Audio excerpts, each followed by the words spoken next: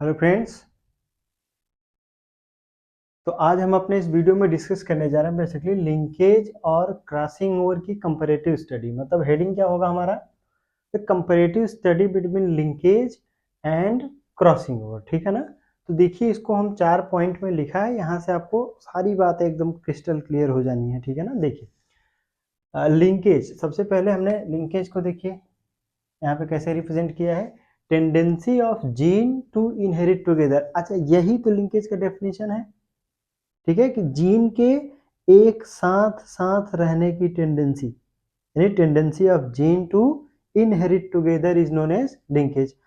Crossing over क्या होता है, exchange between non sister chromatid of homologous chromosome, यानी होमोलॉगस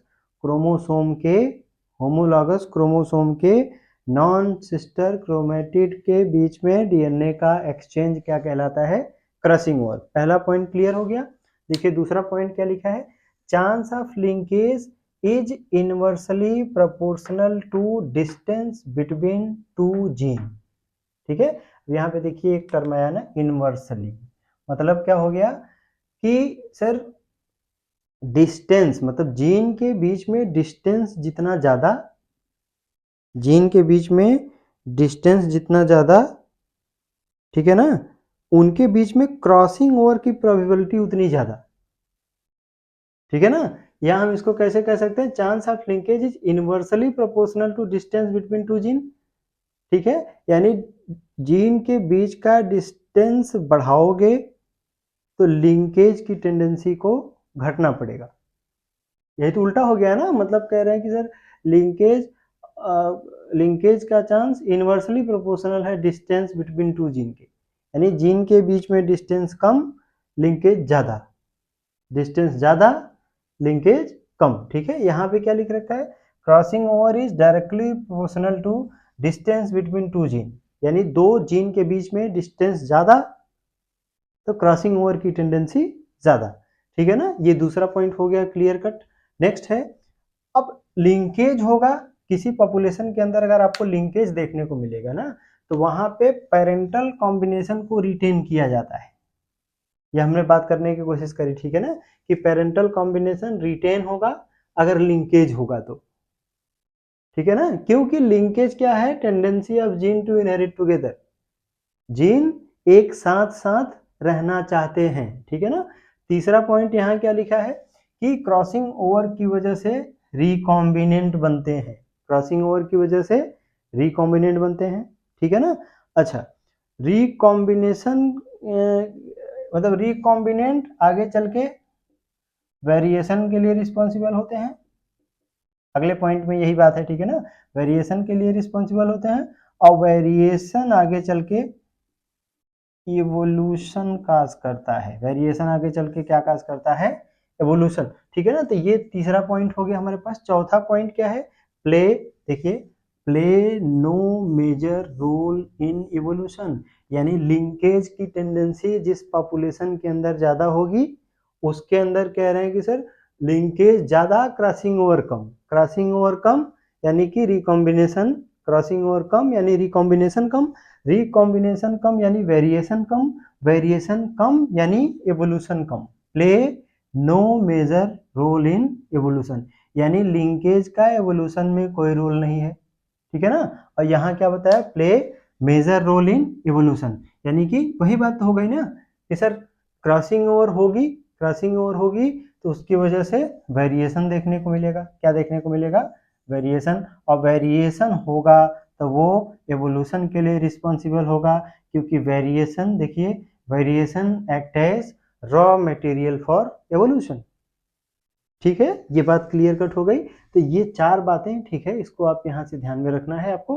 अब यहाँ पे नेक्स्ट हमारा कह रहे हैं कि हमारे पास हेडिंग है रिकॉम्बिनेशन फ्रीक्वेंसी। तो रिकॉम्बिनेशन फ्रीक्वेंसी का क्या मतलब है, ability of gene to recombine, मतलब रिकॉम्बिनेशन कितना होगा, इस बात की कह रहे हैं कि इस बात की प्रोबेबिलिटी हम किससे निकाल सकते हैं, रिकॉम्बिनेशन फ्रीक्वेंसी से, which is depend on distance between two gene.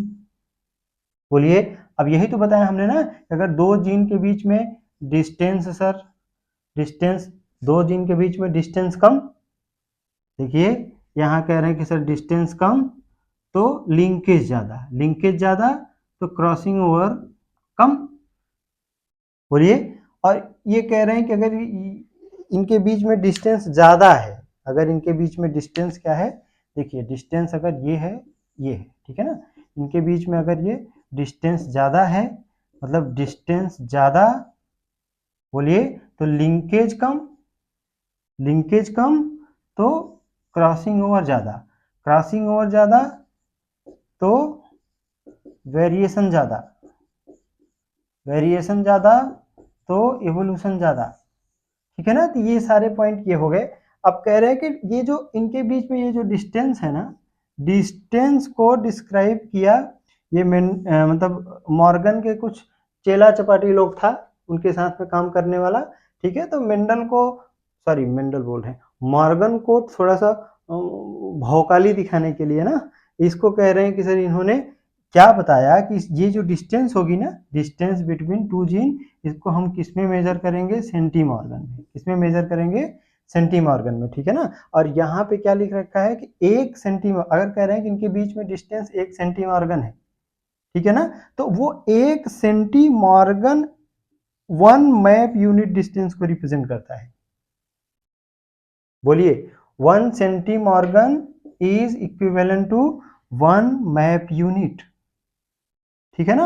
और कहीं पे आपको मैप यूनिट, मतलब 1 मैप यूनिट का मतलब क्या होगा कि 1% क्रॉसिंग ओवर की संभावना है वहां पे, मतलब ये यूनिट हो गई बात ना, यूनिट मतलब एक, सिंगल, सिंगल के लिए कह रहे, सिंगल के करेस्पॉन्डिंग यहाँ पे क्या है हमारे पास, सिंगल सेंटीमॉर्गन। अब कह रहे हैं कि अगर इनके बीच में, जैसे हम बोले कि अगर इनके बीच में डिस्टेंस 5 सेंटीमॉर्गन होगा मान लीजिए, ठीक है ना, तो वो 5 सेंटीमॉर्गन कितने के इक्विवेलेंट होगा, सर 5 मैप यूनिट के, कितने के इक्विवेलेंट होगा, 5 मैप यूनिट के।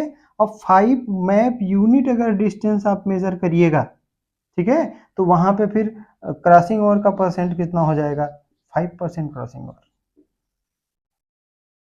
ठीक है ना। मतलब इसको अगर हम जैसे ग्राफिकली अगर हम रिप्रेजेंट करना चाहते हैं, हम दिखाना चाहते हैं कि सर ये फलाना हमारे पास दो जीन है, इनके बीच में इतना कह रहे हैं कि ये डिस्टेंस है, ठीक है, या कम है या ज्यादा है, उस बात को रिप्रेजेंट करने का बेसिकली ये तरीका है, ठीक है ना। यानी मैप यूनिट डिस्टेंस जो होता है वो कह रहे हैं उसकी वैल्यू 1 सेंटीमॉर्गन के बराबर होती है। अब 1 सेंटीमॉर्गन अगर इनके बीच में डिस्टेंस होगा तो वहां पे आपको क्या देखने को मिलेगा, 1% क्रॉसिंग ओवर देखने को मिलेगा, ठीक है ना। Thank you so much.